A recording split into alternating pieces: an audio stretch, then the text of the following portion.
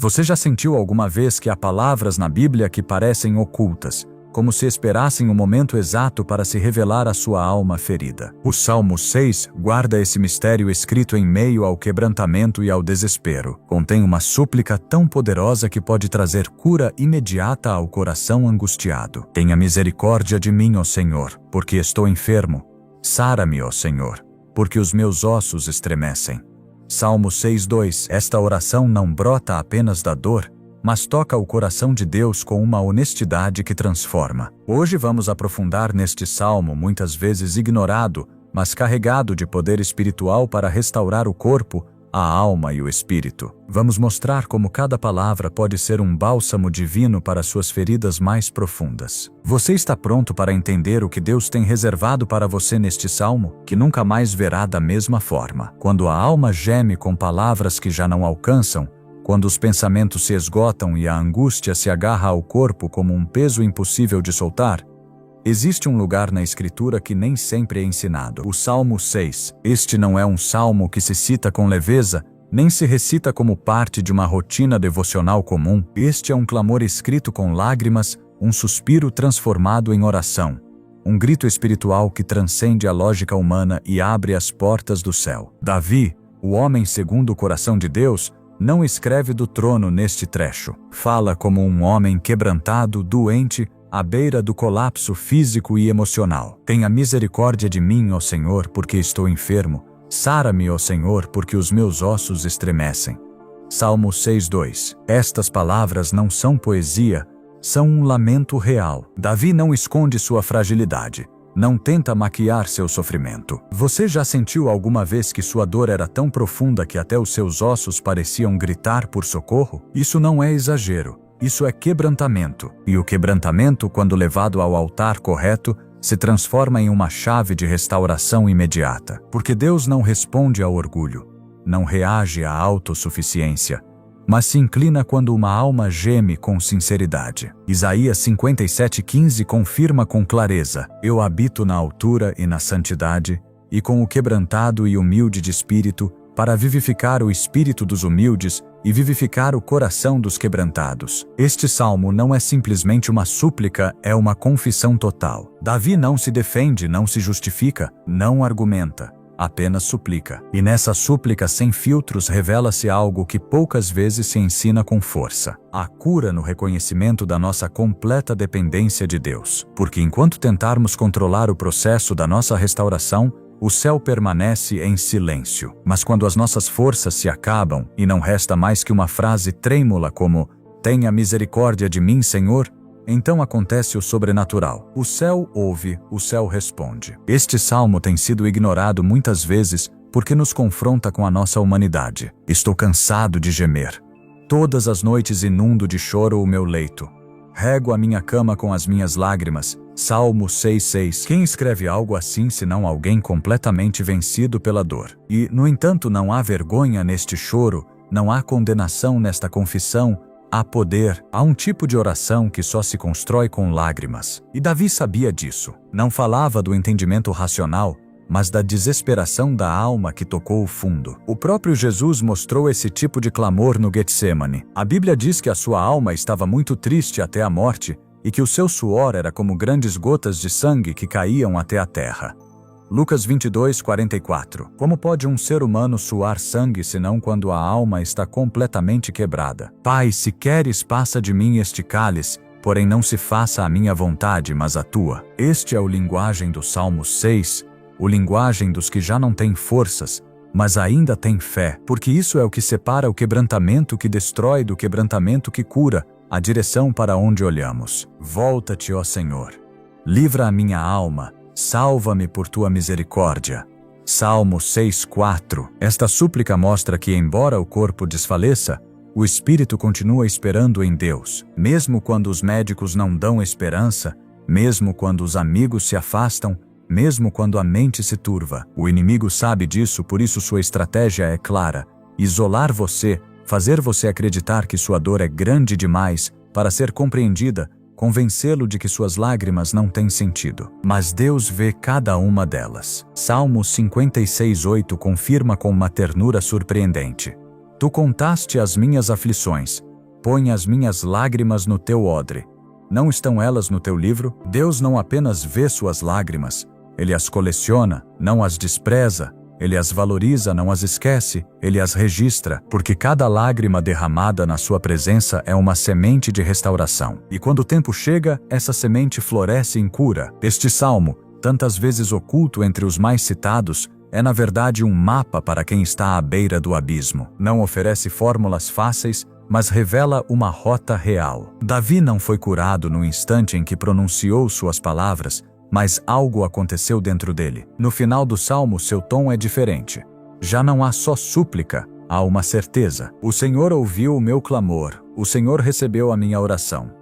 Salmo 6:9. Isso não é fé vazia, é fé que atravessou o vale. E você pode experimentar essa mesma transformação, porque este salmo não foi escrito só para Davi, foi escrito para todos os que sentem que suas forças se esgotam. Para os que foram diagnosticados com doenças físicas, mas também para quem carrega dores emocionais que não conseguem nomear. Foi escrito para os que oraram uma e outra vez sem resposta, para os que se sentem abandonados. Se você está nesse lugar, este salmo é o seu refúgio, esta oração é o seu antídoto, esta súplica pode ser o início da sua restauração. Deus nunca esteve longe da dor humana. Desde o princípio da história bíblica, Ele se revela como um Deus que se aproxima do quebrantado. Quando o povo de Israel gemia sob a escravidão do Egito, Êxodo 2:24 diz: E Deus ouviu o gemido deles e se lembrou da sua aliança. Deus não se esqueceu.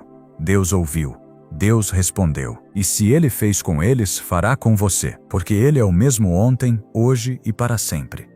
Sua natureza não muda, sua compaixão não caduca. Por isso este salmo, embora pouco mencionado, tem um lugar privilegiado no coração dos que sofrem. Nem todos o lerão, nem todos o entenderão, mas aqueles que tocaram o fundo do quebrantamento saberão que estão lendo algo escrito para eles. A mulher enferma no hospital, sem forças para orar, só conseguiu repetir: Sara-me, ó Senhor, porque os meus ossos estremecem, e naquele sussurro enfraquecido sentiu uma paz inexplicável. Não houve luzes, não houve milagres visíveis, mas o medo desapareceu e aquilo foi o início da sua cura. Outro homem abatido pela perda da família encontrou no versículo 6 uma identificação total. Inundo o meu leito com lágrimas. Não precisou de explicações teológicas. Precisava saber que alguém antes havia sentido o mesmo. Este salmo não é popular porque não promete soluções imediatas nem milagres espetaculares, mas tem algo mais profundo.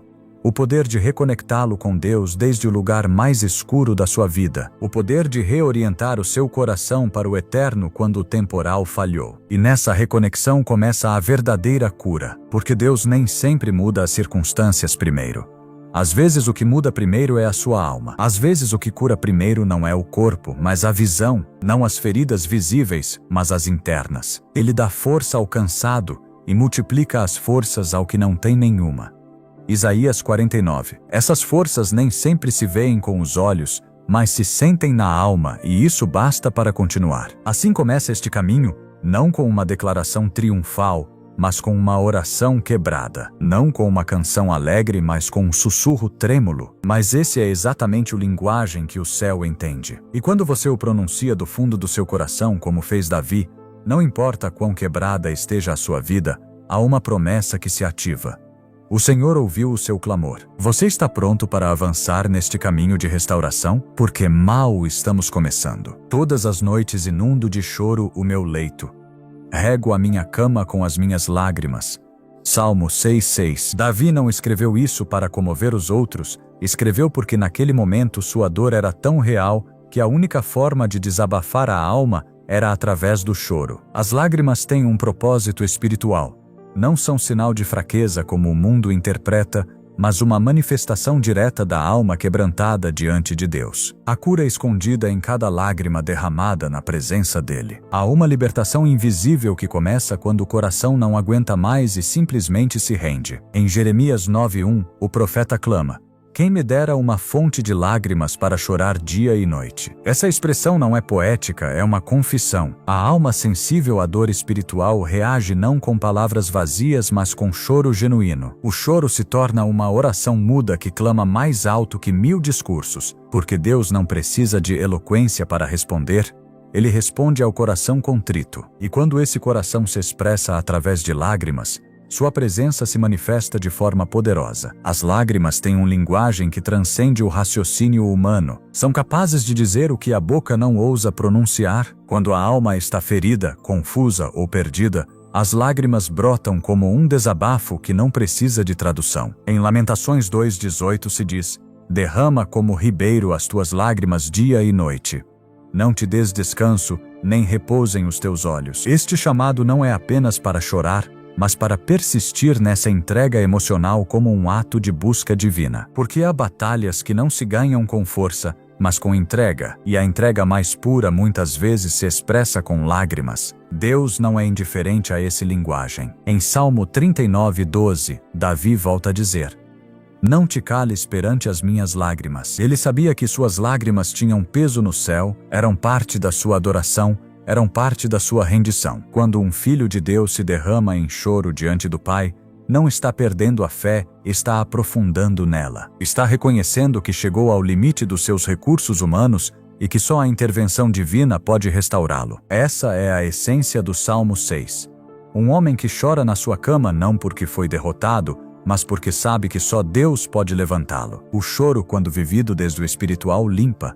Não só limpa os olhos, limpa a alma. É como uma chuva interna que apaga incêndios emocionais, que lava feridas que não se veem. E o mais impactante é que Deus não apenas permite esse choro, Ele o recebe. Salmo 126:5 confirma com uma promessa que não caduca: os que semeiam com lágrimas, com regozijo ceifarão. Cada lágrima derramada diante de Deus é uma semente.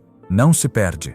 Não cai no chão sem propósito. Leva dentro de si a promessa de uma colheita futura, uma colheita de paz, de consolo, de restauração. Jesus mesmo validou o poder espiritual do choro. Quando viu Maria chorando pela morte do irmão Lázaro, não a repreendeu. João 11:35 nos mostra a resposta mais poderosa e humana de Deus encarnado. Jesus chorou. Aquele choro não foi de desespero. Foi um ato de profunda identificação com a dor humana. Foi a validação divina de que as lágrimas não são sinal de incredulidade, mas manifestação de amor, de perda, de anseio por redenção. E se Jesus chorou, então as nossas lágrimas têm valor. Não são sinal de que falhamos, mas de que estamos vivos espiritualmente. Quando Davi escreve que todas as noites inunda o seu leito, não está exagerando. Está mostrando até que ponto a alma pode doer. Há noites em que o corpo descansa, mas a alma não encontra repouso. E essas noites estão registradas por Deus. Cada suspiro, cada lágrima, cada pensamento silencioso são contados pelo céu. E quando esse choro se converte em oração, embora não haja palavras, embora só haja gemidos, o Espírito intercede. Romanos 8:26 o diz com clareza: o Espírito mesmo intercede por nós com gemidos indecíveis. Há momentos em que já não se pode orar com frases elaboradas, só se pode chorar, e nesse choro o Espírito Santo atua. Ele recolhe essa dor e a apresenta diante do Pai como uma intercessão perfeita. O choro também marca o início de muitos despertares espirituais, porque as lágrimas não só limpam a alma, também abrem os olhos. Quando alguém chora diante de Deus, suas prioridades se reorganizam. As distrações perdem força, as superficialidades desaparecem. Essa é a transformação que produz o choro espiritual. Não é só emocional, é um realinhamento interno que prepara o coração para receber cura. Uma cura que começa de dentro, mas que inevitavelmente se reflete também para fora. No contexto do Salmo 6, as lágrimas de Davi não são expressão de derrota, são o início da sua restauração. Ele não está esperando que alguém o console, não está buscando uma saída humana. Está se rendendo completamente diante de Deus. Talvez não tenha sentido no instante, talvez seu corpo ainda doce, mas sua alma começou a receber descanso, e esse descanso interior é o sinal de que o processo de restauração havia começado. Porque quando a alma descansa, o corpo também encontra paz. O choro também tem um componente profético. Há lágrimas que antecipam vitórias, há gemidos que anunciam uma nova temporada. Em Joel 2:12, Deus chama o seu povo: convertei-vos a mim de todo o vosso coração, com jejum e com choro e com lamento. Rasgai o vosso coração e não as vossas vestes. O choro sincero atrai a misericórdia divina, abre caminho ao perdão, destrói barreiras espirituais, restabelece a comunhão quebrada. Enquanto o corpo se queixa, a alma se quebranta.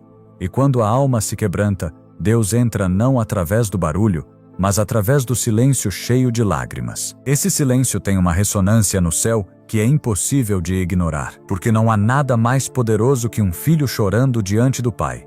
Essa imagem comove o coração de Deus, e quando o seu coração se comove, a sua mão se move. Por isso o Salmo 6 é tão profundamente curador, não pelas palavras bem estruturadas, mas pela emoção que a sustenta. Cada frase de Davi está empapada de choro. Não há argumento teológico, há um coração quebrado clamando, e isso basta, porque a Deus não se convence com lógica, se alcança com verdade. E a verdade mais profunda da alma muitas vezes brota em forma de lágrimas. Quem chora diante de Deus está mais perto da restauração que quem finge fortaleza, porque o que finge não se entrega, o que finge ainda tem reservas.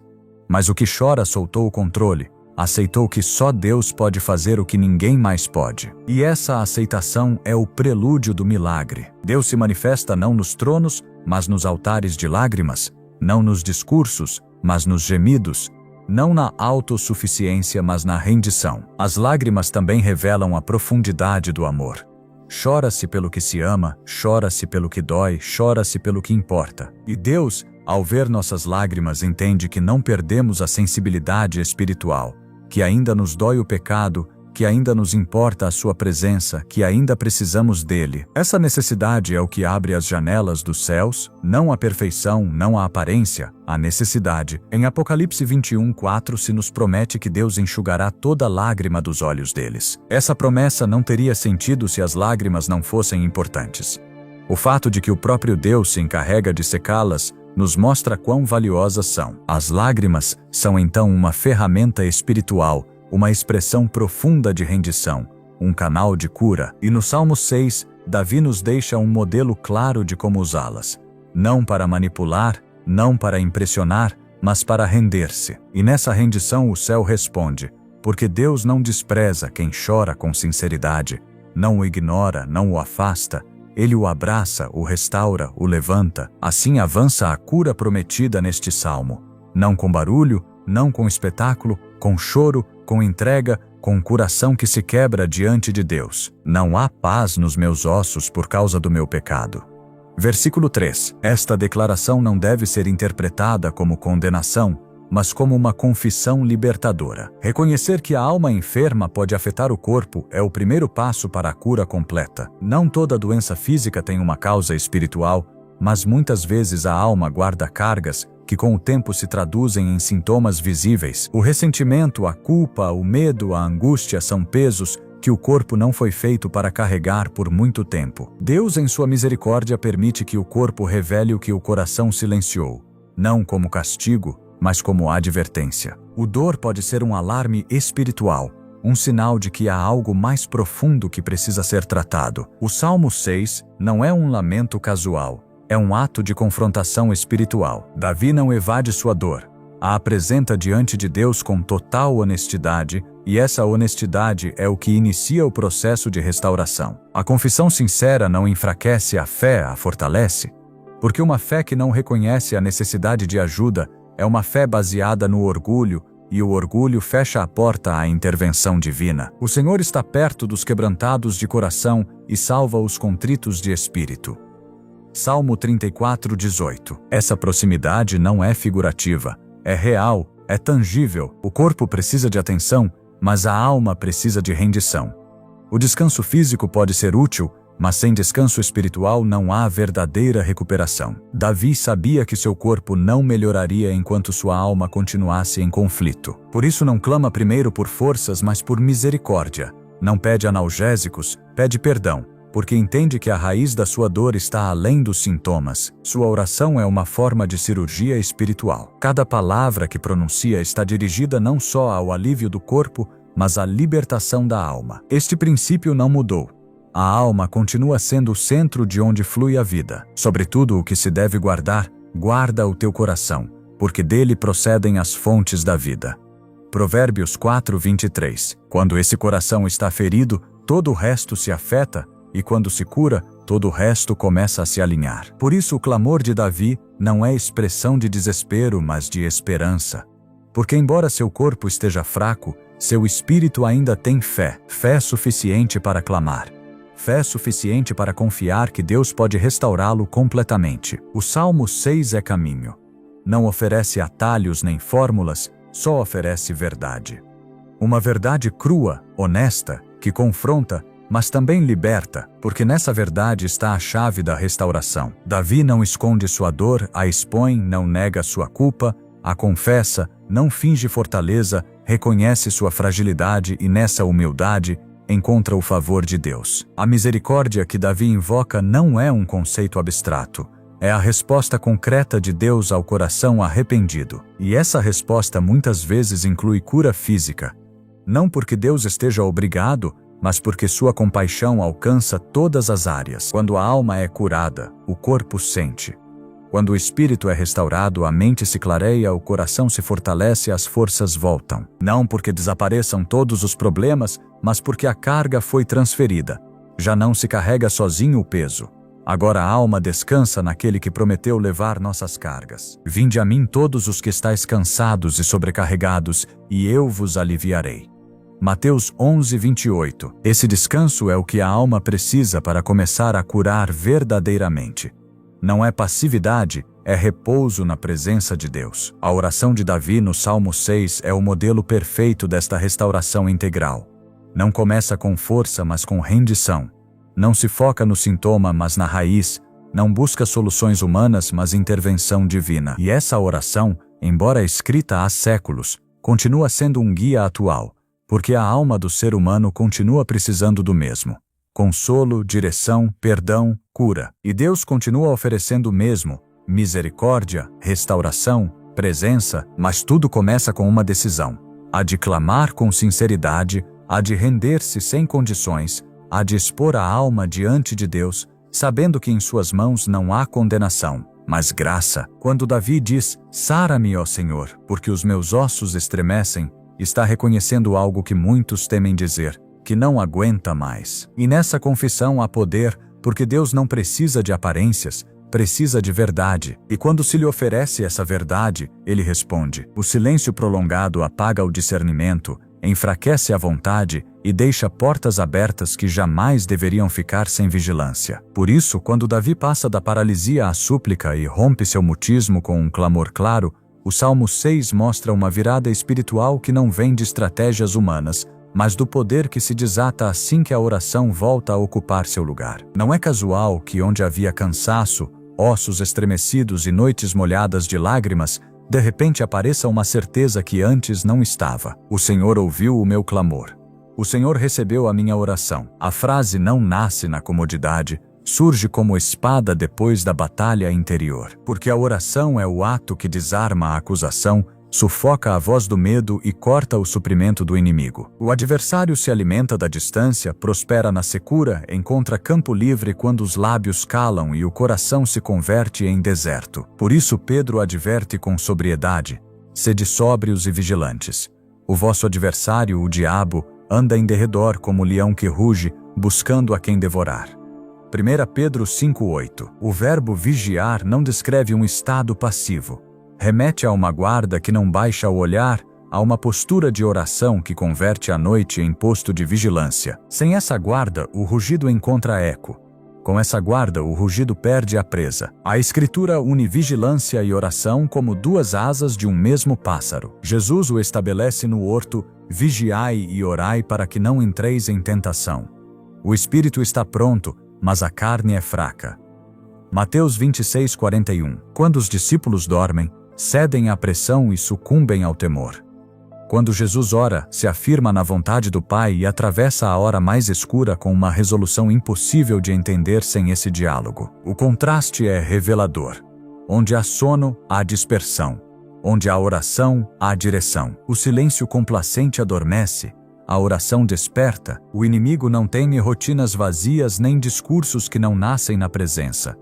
Teme o crente que, ainda tremendo, levanta um clamor que se agarra à misericórdia. Davi, no Salmo 6, deixa de ceder terreno quando decide falar com Deus desde o mais profundo. Essa decisão levanta um muro que o acusador não atravessa, porque a misericórdia invocada se converte em território sagrado. Em toda a história bíblica, quando o povo cala diante da pressão, a opressão avança. Quando o povo invoca, o céu responde com precisão. Neemias o ilustra ao reconstruir os muros: então oramos ao nosso Deus e pusemos guarda contra eles de dia e de noite. Neemias 4:9. Não há dicotomia entre ação e oração, há sinergia. A guarda externa se sustenta na intercessão interna e o mesmo acontece dentro da alma. As decisões visíveis só mantêm sua firmeza quando a vida oculta se alimenta de comunhão. O inimigo não rouba de golpe, desgasta, não sempre entra com estrépito, infiltra, e a infiltração prospera em longos períodos sem altar. Por isso Paulo, ao descrever a armadura espiritual, fecha o quadro com um mandato que não admite vazios, orando em todo o tempo com toda oração e súplica no Espírito. Efésios 6:18. Armadura sem oração é escudo apoiado no chão e espada embainhada no momento mais crítico. Nada na batalha espiritual se sustenta onde a oração se tornou esporádica. O Salmo 6 ensina que romper o silêncio não é um ato estético, é sobrevivência espiritual. Davi não compõe uma bela literatura devocional, agarra-se à vida. Quando pede que o Senhor se volte e livre sua alma, está fechando brechas invisíveis por onde havia entrado o desânimo. A oração devolve a perspectiva correta. Deus no centro, a misericórdia como fundamento, a verdade como norte. Sem esse eixo, os pensamentos se convertem em uma rede de conclusões torcidas que alimentam a angústia. Com esse eixo, a mente se sujeita a uma ordem superior e recupera a paz prometida. Por nada estejais ansiosos, mas sejam conhecidas diante de Deus as vossas petições. E a paz de Deus, que excede todo o entendimento, guardará os vossos corações e os vossos pensamentos em Cristo Jesus. Filipenses 4:6 e 7. Guardar aqui é um verbo militar, a paz como guarnição rodeando a cidade interior. O inimigo avança onde não há guarnição, retrocede onde a paz faz cerco. Daniel, rodeado por editos que pretendiam clausurar sua comunhão, abre as janelas para Jerusalém e ora 3 vezes ao dia. Daniel 6:10. A armadilha apontava ao silêncio. O profeta responde com constância. A cova dos leões não se evita com negociações políticas, se atravessa com uma vida de oração que não se negocia. A boca dos leões se fecha onde o altar permanece aceso. O texto não oculta a atenção, não promete uma rota sem ameaças, mostra um princípio. A oração sustentada rompe o ciclo do medo e desloca o relato dominante do poder humano pela narrativa da fidelidade divina. O mesmo se vê quando Ezequias estende a carta de Senaqueribe diante do Senhor. 2 Reis 19:14 a 19. A intimidação exige silêncio. A fé a converte em matéria de oração. Aquela noite o cerco terminou sem espada humana. O Salmo 6 antecipa essa dinâmica. A súplica endireita as costas da alma e de repente os inimigos se envergonharão e se perturbarão grandemente. Se voltarão e serão envergonhados de repente. Salmo 6:10. O movimento externo é consequência de uma virada interna. Quando Jesus narra a parábola da viúva e do juiz injusto, estabelece que é necessário orar sempre e não desmaiar. Lucas 18:1. Não descreve um ritual pesado. Mostra uma perseverança que impede que o cansaço dite sentença. O desmaio começa onde a boca deixa de invocar.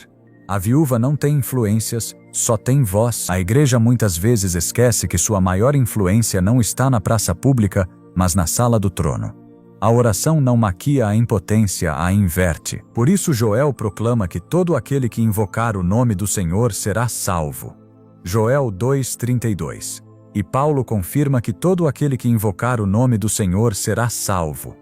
Romanos 10:13. Invocar não é repetição vazia. É reconhecer a autoridade e pedir intervenção. Onde há invocação, o céu se inclina. Onde há silêncio, as cargas aumentam até se tornarem insuportáveis. O inimigo também se alimenta de uma mente saturada de preocupações, mas vazia de palavra.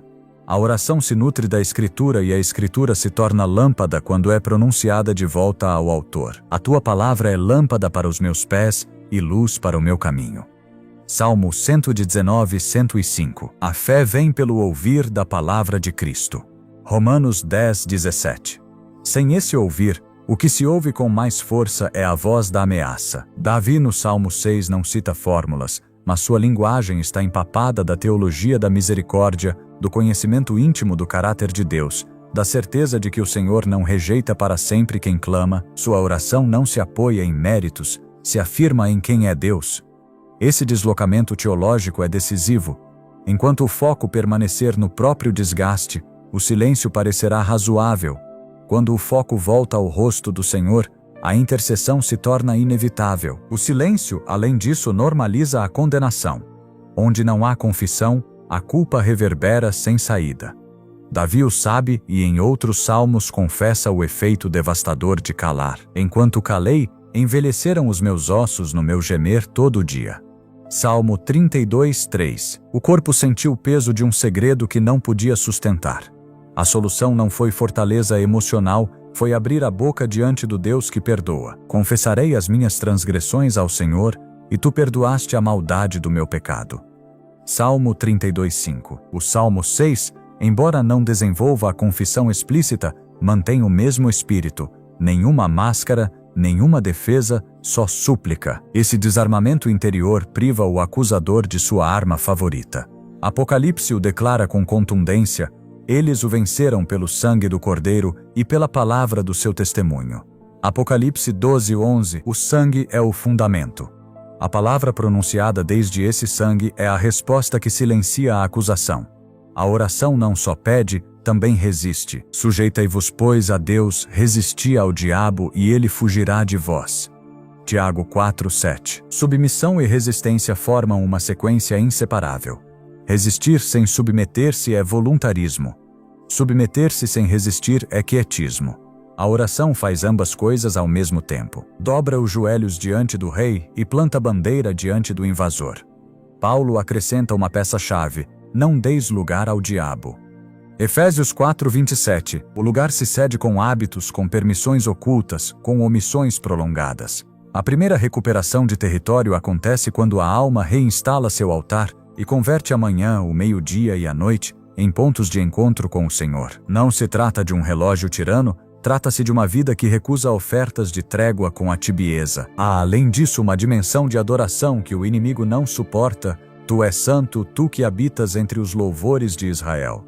Salmo 22, 3. Onde Deus habita, a escuridão não reina. Oração e louvor entrelaçam uma atmosfera que desautoriza a opressão. Paulo e Silas à meia-noite oram e cantam hinos e as correntes se soltam na prisão de Filipos.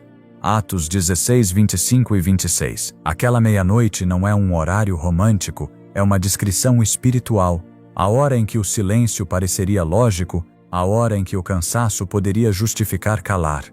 Escolher orar ali é declarar que o relógio não manda. Quando o silêncio interior se prolongou, a língua pesa. Por isso convém aprender o caminho que desenha o mesmo salmo.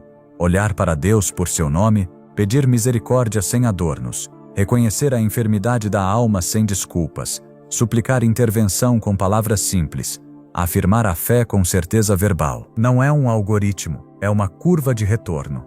Começa com tenha misericórdia de mim, ó Senhor, porque estou enfermo, e termina com o Senhor ouviu. Entre ambas frases, a realidade pode seguir vibrando.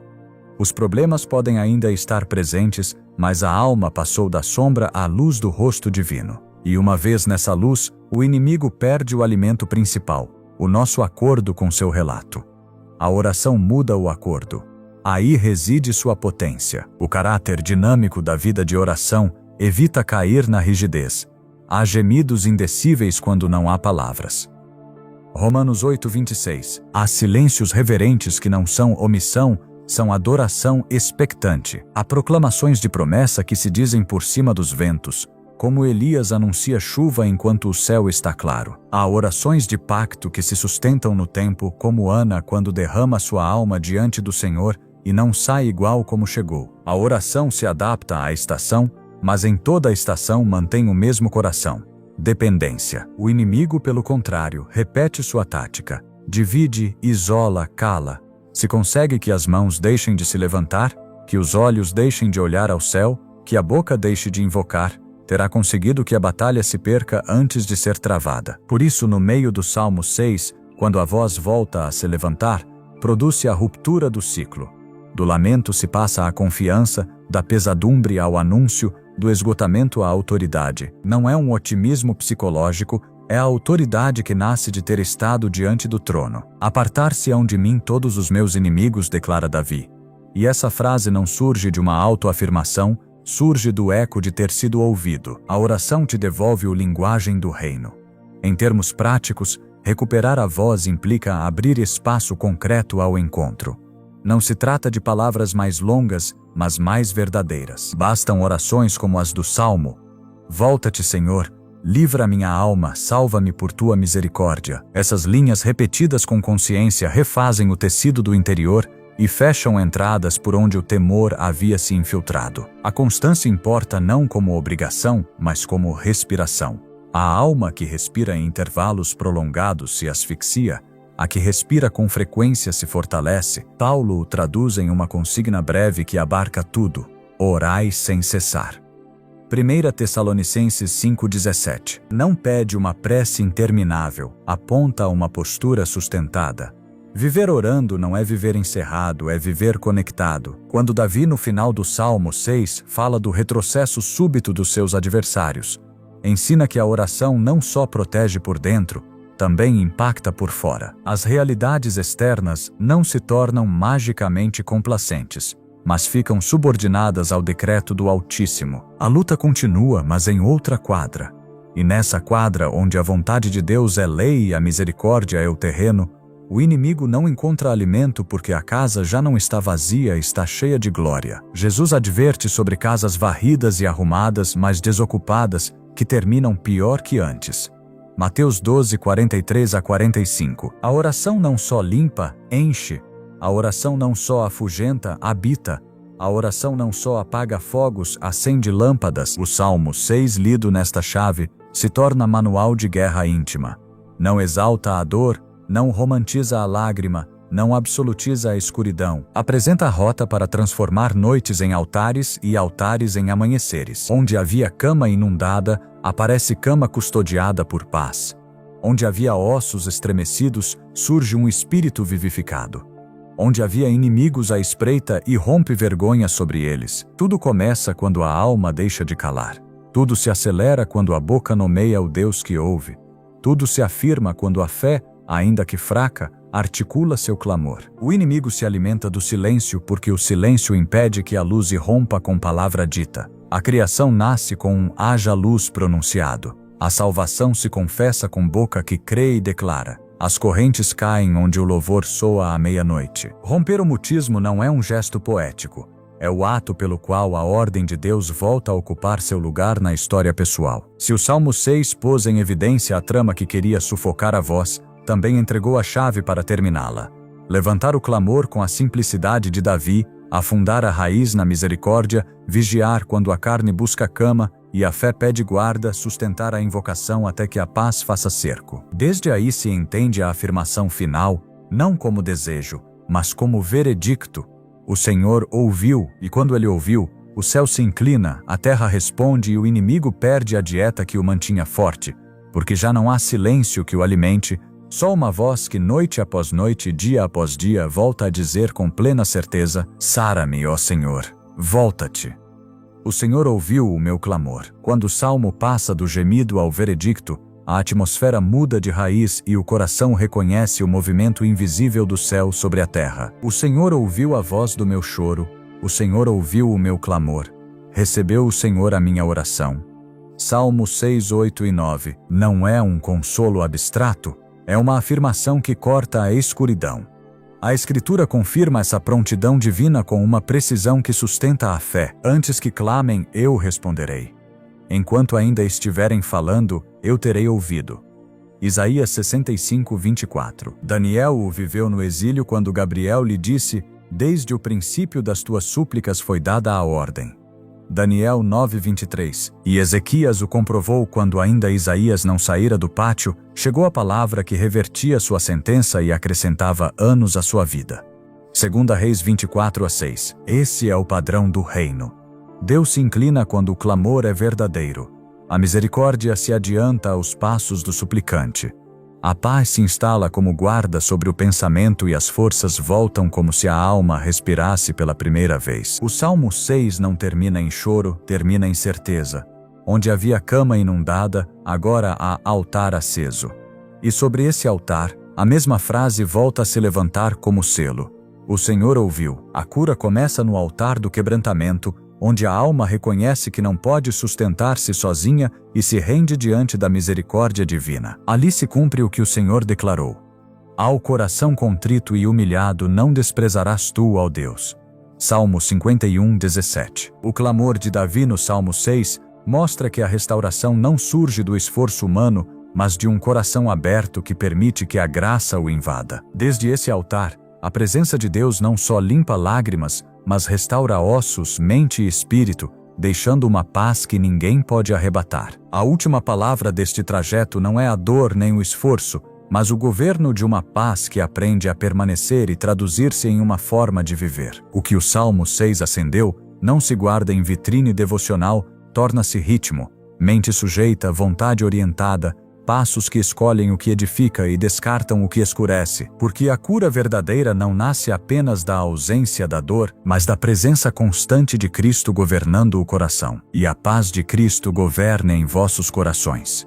Colossenses 3,15. Quando ele governa, a mente encontra descanso. Os pensamentos deixam de ser prisão. As palavras carregam vida. O coração volta a ter esperança, e até o corpo começa a responder à paz que vem do céu. É aí que nasce uma nova missão: ser luz em meio ao cansaço deste mundo, ser abrigo para os que estão quebrados, ser alguém que transmite cura apenas pela maneira como vive, fala e ama. Ele é quem perdoa todas as tuas iniquidades e sara todas as tuas enfermidades. Salmo 103:3. E essa obra não termina em você. Ela transborda, como um rio que nunca seca, como a promessa eterna de Deus, onde as folhas da árvore são para a cura das nações. Apocalipse 22:2. Então não deixe esta palavra morrer quando o vídeo terminar. Leve-a para sua casa. Guarde-a no coração. Repita-a nos dias difíceis e permita que Deus transforme não apenas a sua saúde, mas toda a sua vida. E o mesmo Deus de paz vos santifique em tudo. 1 Tessalonicenses 5:23. Se esta mensagem falou com você, escreva nos comentários: Cristo governa meu coração. E continue caminhando conosco, porque ainda há muitas palavras que podem reacender a sua fé, fortalecer a sua alma e trazer paz para os seus dias. Amém.